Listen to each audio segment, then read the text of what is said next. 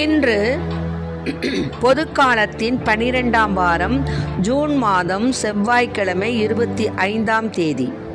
இன்று தேவன் நமக்கு தரும் ஜீவ நீரூற்றான இறை வார்த்தைகள். புனித மத்தேயு எழுதிய நற்செய்தி 7 இறை வார்த்தைகள் 6:12-14 முடிய. அக்காலத்தில் இயேசு தம் சீடரை நோக்கி கூறியது: தூய்மையானது எதையும் நாய்களுக்கு கொடுக்க வேண்டாம், அவை திருப்பி உங்களை கடித்து குதறும். மேலும் உங்கள் முத்துக்களை பன்றிகள் முன் எறிய வேண்டாம், எரிந்தால் அவை தங்கள் கால்களால் அவற்றை மிதித்துவிடும்.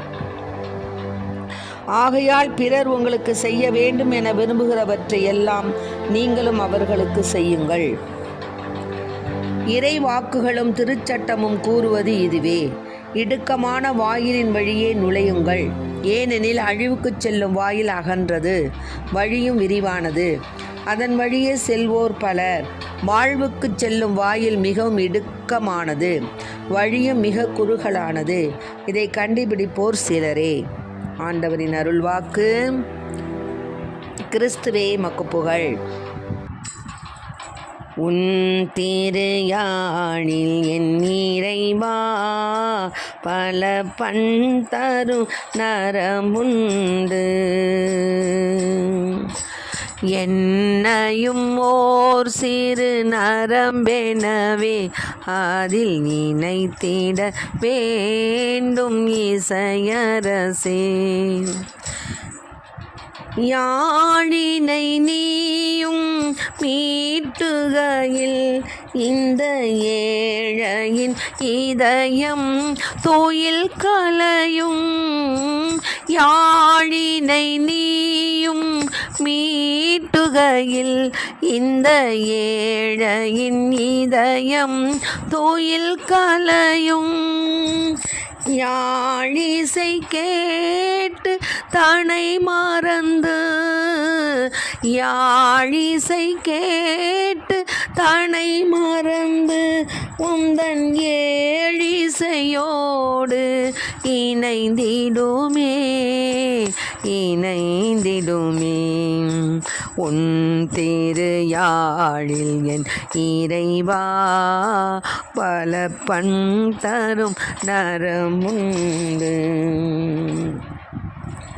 விண்ணக சோலையில் மலரெனவே திகழ் எண்ணில்லா தாரகை உனக்குண்டு. விண்ணக சோலையில் மலரெனவே திகழ் எண்ணில்லா தாரகை உனக்குண்டு. உன்னாருள் பேரொளி நடுவினிலே, உன்னாருள் பேரொளி நடுவினிலே நான் என் சிறு விளக்கையும் ஏற்றி வைத்தேன். உன் திருயாழில் என் இறைவா பல பண் தரும் நரமுண்டு. என்னையும் ஓர் சிறு நரம்பெனவே அதில் நினைத்திட வேண்டும் இசையரசே. உன் திருயாழில் என் இறைவா பல பண் தரும் நரம்புண்டு.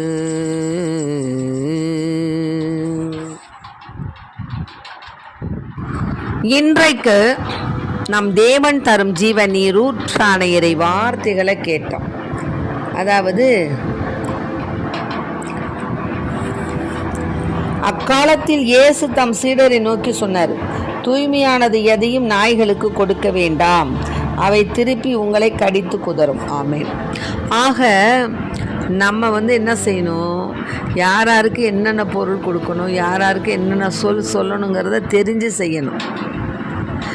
ஒரு மனநிலை குன்றியவன்கிட்ட போய் முத்து வைடூரியம் மாணிக்கத்தை கொடுத்தோம்னா அதனால் அவனுக்கு பிரயோஜனம் கிடையாது.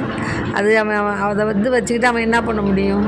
அதே தெளிந்தவனுக்கு கொடுத்தோம்னா அதனுடைய பண்பு தெரியும். அது மாதிரி தான் முத்து மாணிக்கம் போன்று நற்செய்தியினுடைய அந்த கருத்துக்களை ஒன்றுமே தெரியாமல் நான் இப்படி தான் வாழ்வேன்னு முரண்டு பிடித்து கொண்டிருக்கின்ற மகன்கிட்ட போய் சொல்லி அதனால் எந்த பிரயோஜனம் கிடையாது.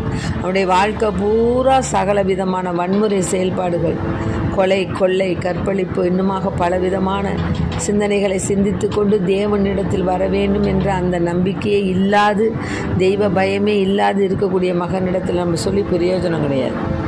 ஆனால் நம்ம எல்லாருமே, நான் சொல்ல வரல, இப்போ எல்லாருமே அப்படி தான். இளைஞர் இளம் பெண்கள்லாம் நாம் என்ன இப்போ என்ன வயசாகிடுச்சு நமக்கு, நம்ம இப்போ வாழ்கிறதெல்லாம் வாழ்ந்துக்கலாம், நம்ம செய்கிறதெல்லாம் செஞ்சுக்கலாம், போகிற இடத்துக்கெல்லாம் போய்க்கலாம், அதுக்கப்புறம் நம்ம தேவனை நாடலான்னு நினைக்கிறாங்க. இப்போ என்னன்னு கேட்டிங்கன்னா, பொய்யை ஒரு தடவைக்கு 2 தடவை சொன்னால் அதே உண்மை அப்படிங்கிறது நிரூபிக்கிற மாதிரி ஆகிடுது. எல்லா சீரியல்லையும் பாடுங்களேன், 2 மனைவிகளுடைய கேரக்டர்ஸ் தான் காமிக்கிறாங்க. அது நல்லதா? ஆனால் அதை நியாயப்படுத்தக்கூடிய சீரியல் கதைகள் போகின்றது. அதை பார்த்து என்ன செய்கிறாங்க, அப்போ 2 மனைவிகள் இருப்பது சர்வசாதாரணமாக போயிடுச்சுன்னு நினைக்கிறாங்க. அது பலகீனமாக உள்ளவர்களுக்கு மேலும் அது பலகீனப்படுத்தும். ஆக தீய செயல்களை நம்ம செய்யக்கூடாது, தேவனுக்கு ஏற்புடைய செயல்கள் தான் செய்யணும். ஆமாம், ஒருவனுக்கு ஒருத்தி என்ற பண்பாடோடு தான் வாழணும். நம்ம பல பேரை வச்சுக்கலாங்கிறதெல்லாம் அது கடவுளுக்கு ஏற்புடைய காரியம் அல்ல. இப்போ நம்ம எப்படி இருக்கணும்னா, தூய்மையானவர்களாக, நேரிய மனம் உள்ளவர்களாக, நேரிய சிந்தனை உள்ளவர்களாக, நம்முடைய சிந்தனை, சொல், செயல் எல்லாவற்றையும் எங்கு அது பலன் தருமோ அங்கே விதைக்கணும். பலன் தராத இடத்துல போய் நம்ம விதைப்பதினால் பயனில்லை. அதுபோல தான். அதனால தான் சொல்கிறாரு, உங்கள் முத்துக்களை பன்றிகள் முன் எறிய வேண்டாம். விலங்குகள்கிட்ட போய் பவுனையும் மாணிக்கத்தையும் வைடூரியத்தையும் கொடுத்தோம்னா அது பலன் அதுக்கு தெரியுமா? தெரியாது. அதை பற்றி அது சட்டை பண்ணாது, சிந்திக்காது. ஆனால் அதை பற்றி தெரிந்த பிள்ளைகளிடம் சொல்லும் பொழுது அதனுடைய மதிப்பு தெரியும். அதை வைத்து இன்னும் என்ன விதத்தில் நாம் அதை பெருக்கி கொள்ளலாம், பயன்படுத்தி கொள்ளலாம்னு நினைக்கும். அது மாதிரி தான் நம்முடைய நேரங்களையும் காலங்களையும் வீணாக்காது. தெய்வ பயம் உள்ள பிள்ளைகளிடம் நான் இறைவனுடைய கருத்துக்களை எடுத்து சொல்லணும். அதே இன்னொரு இதுலேயும் இருக்குது, நம்ம அவர்களிடத்தில் சொல்லும் பொழுது மனமாற்றம் அடைவார்கள் அப்படிங்கிற கருத்து இருக்குது. பொதுவாக இந்த வாசகத்தின் வழியாக நம்ம என்ன விரும்புகிறோம்னா, பன்றிகளுக்கு, அதாவது உங்கள் முத்துக்களை பன்றிகள் முன் எறிய வேண்டான்னு சொல்கிறார். ஆக இந்த நீதிமொழிகளில் 14:26 வார்த்தை, ஆண்டவரிடம் கொள்ளும் அச்சம் ஒருவருக்கு திட நம்பிக்கை அளிக்கும். ஆக ஆண்டவரிடத்திலே அச்சம் கொள்ளாத ஒருவனிடம் போய் நம்ம பேசுவதனால் பயன் கிடையாது. மேலுமாக கடவுளை நம்பி வாழ்வோரே தளிரென தலைப்பர். நீதிமொழி 11:28 வார்த்தை, கடவுளை நம்பி வாழ்வோரே தளிரென தலைப்பர். கடவுளையே நம்பாதவன், கடவுளை பற்றி சிந்திக்காதவன் எப்படி வேணாலும் வாழலாம், எப்படியும் வாழலாம், இஷ்டத்துக்கு வாழலாம், நம்ம என்ன வேணாலும் செய்யலாம் அப்படின்னு நினைக்கிற இடத்துல சொல்லி பிரயோஜனம் இல்லை. அதான் நீதிமொழிகள் 11:28, கடவுளை நம்பி வாழ்வோரே தளிரென தலைப்பர். சும்மா ஏனோ தானோ என்று சொல்லி கொண்டு இருப்பவர்களிடத்தில் ஒன்றும் பேச முடியாது. அப்புறம் இன்னுமாக தேவன் இன்னும் என்ன சொல்கிறாருன்னா,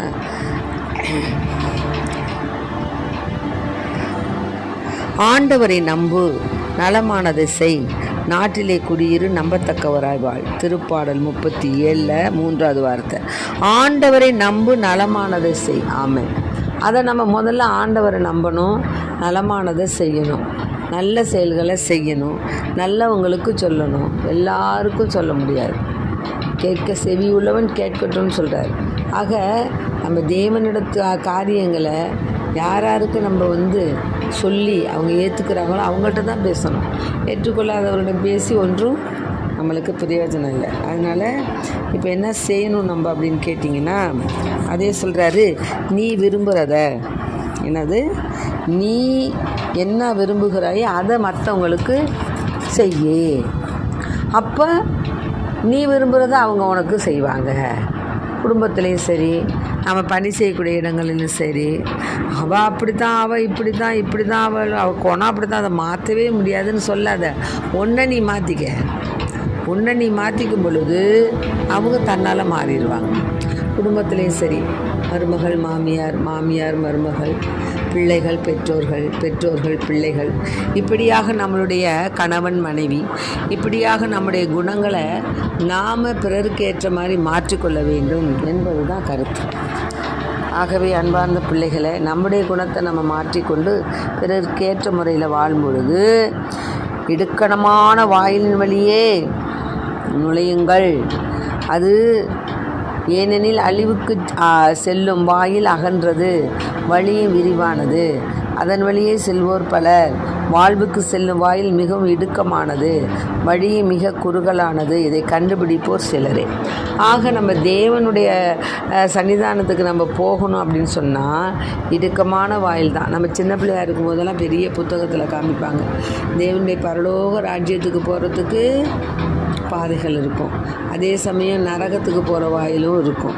அதை படம் போட்டு காமிப்பாங்க. அப்போ நாங்கள் சின்ன பிள்ளையாக இருக்கும்போது பார்ப்போம், நித்தியம் நித்தியம் நித்தியம் நித்தியம்னு சொல்லிக்கிட்டு நடுவில் லூசிபர் உட்காந்துருப்பார், கையில் இதெல்லாம் வச்சுக்கிட்டு, இந்த தராசெல்லாம் வச்சுக்கிட்டு, சுற்றிலும் பேய்கள் படம் போட்டிருப்பாங்க. அதை காமிப்பாங்க. நாங்கள் சின்ன வயசில் பார்த்துருக்கோம். அதே சமயம் விண்ணகத்தை காமிக்கும்போது பிதாவானவர், தேவனானவர் எல்லாம் அப்படியே சிரிச்சுக்கிட்டு சந்தோஷமாக விண்ணகத்தில் இருப்பாங்க. அவங்களை சுற்றி புனிதர்கள் இருப்பாங்க. இப்படியாக காமிப்பாங்க. ஆக நாம் என்ன செய்யணும்னு சொன்னால், தேவனுக்கு ஏற்புடைய செயல்பாடுகள் எல்லாம் நடக்கணும்னு ஆசைப்படணும். நம்ம சொல்லக்கூடிய செயல்கள் சொல்கள்லாம் எங்கே ஏற்றுக்கொள்ளப்படுகிறதோ அங்கே சொல்லணும். அங்கே சொல்லாமல் சும்மா தேவையில்லாத நம்ம சொல்லிக்கிட்டு இருந்தோம்னா அதனால பிரயோஜனம் கிடையாது. ஆகவே அன்பு பிள்ளைகளே, உங்களுடைய வார்த்தைகள், உங்களுடைய சொற்கள், உங்களுடைய செயல்பாடுகள் எல்லாவற்றையும் ஏற்புடைய அது எங்கே போய் பலன் விளைவிக்குமோ அந்த இடத்துல சொல்லணும். ஆகவே அத்தகைய வரத்தை வேண்டி ஆண்டவரிடம் அன்றாடுவோம். ஆமென். Praise the Lord. மரியே வாழ்க.